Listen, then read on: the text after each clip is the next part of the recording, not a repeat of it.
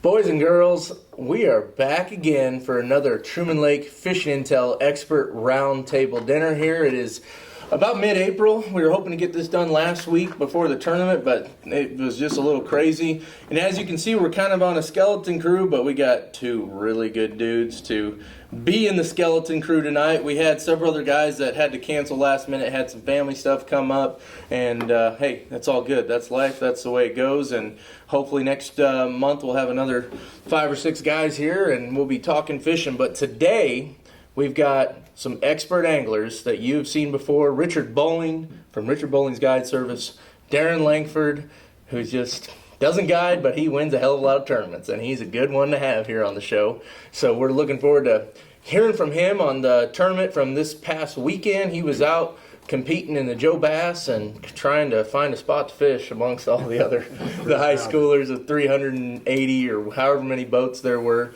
So a lot of fun stuff to talk about. Before we dive into it, we had another great dinner tonight from Nini's Italian Steakhouse and Catering. They're located down in Warsaw, Missouri. They help make these videos possible. If you are a member of the website and you visit them in the restaurant, you can get a free appetizer. So you just pull up your account on your phone, show it to them, and boom, you're in business. So be sure to visit them. And if you're have an event coming up, a wedding, a party, whatever, and you need some catering, they've got some great stuff there as well. So be sure to check them out for that.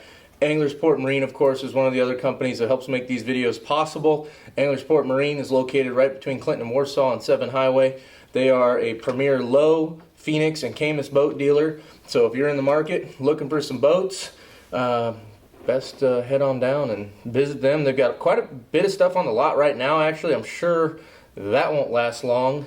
I'm sure some of them are already sold, but that's just the way the boat market is. It's if you're wanting to get a new boat, design your boat, and have it built and delivered. I mean, what is it, 6 to 8 weeks? Mine was 4 months. 4 months, and that's all over the country. So if you're thinking about it and you want an excellent professional crew to walk you through the whole process, Anglers Port Marine is a great option to give them a call, and they'll help you quite a bit with that process. So be sure to check them out. We are here. It is mid-April. We're going to talk about a lot of stuff tonight. So I guess we'll just dive into it. We had some massive tournaments this past weekend for the bass, kind of the first kickoff. Folks that are members, you'll notice on the website, you know, during the wintertime, crappie and catfish are primarily the reports that we cover because Truman's not necessarily a bass lake. It doesn't start taking off until right about now. And of course, the crappie, everyone, if you've been on Facebook, you've been in any of the groups, everyone's posting, when's the spawn? Is the spawn on? Is it on? Not quite, but we're going to talk about the stages of the spawn tonight. And but before we get into that, I just kind of want to get a quick high-level overview of kind of how the fishing has been here the last couple weeks. And I had the fortunate opportunity to get out with Richard and just see him in action these last couple days, and got to see firsthand it's been lights out. It's been good. You know, these crappie are setting up for the pre-spawn. They're in the creeks. They're from the front of the creek to the back of the creek. Some creeks midway. Every creek's a little different, but man, the bite is good, as you see. Mm-hmm. We keyed on 12 foot of water, 7 foot of water, all that in between. Yep. Every creek's different, but every creek is full of fish. Yeah. It was pretty incredible. Now, we searched around a little bit because you had fished down lake earlier in the day, if I remember correctly. Wind changed, and that's a big deal where it's like, well, especially today.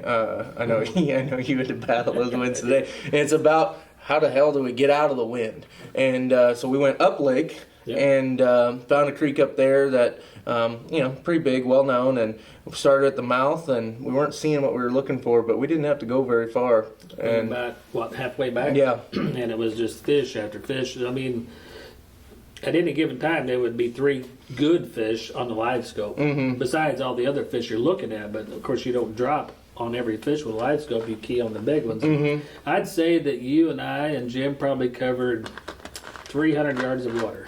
Yeah. And looked at thousands of fish, but kept your 30 fish, and seen a lot of big fish that didn't bite, but you guys caught some good ones too. Yeah.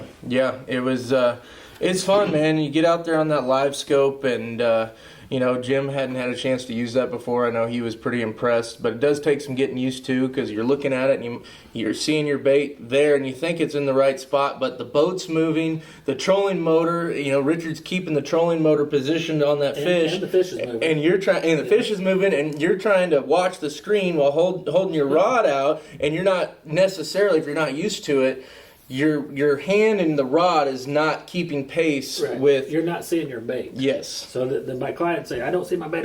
Well, I know you don't see your bait. That's because I moved the cone a little bit, and the fish is sitting here, so you're still here. So the fish is one over here, so you're out of the zone.